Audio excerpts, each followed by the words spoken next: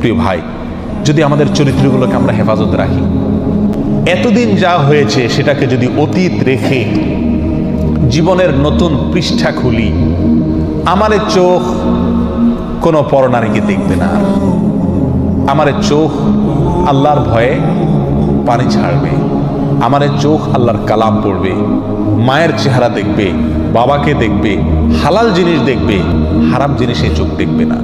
এই প্রতিজ্ঞা যদি আমরা কোনো যুবক করতে পারি, কেমন যেন আমি জাহান্নামের পথ থেকে লাফ দিয়ে জান্নাতের পথে চলে আসলাম, কেমন যেন আমি জাহান্নামে পড়তে যাচ্ছি, সেখান থেকে ঝাঁপ দিয়ে জান্নাতের দিকে ঝুঁকে গেলাম।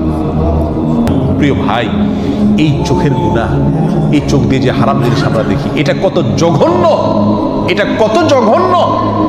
আল্লাহ আমাদেরকে সবাইকে তওবায়ে নাসুহা করার তৌফিক দান করুন। আলহামদুলিল্লাহ, ভিডিওটা ভালো লাগলে লাইক এবং সাবস্ক্রাইব করে আমাদের পাশে থাকবেন।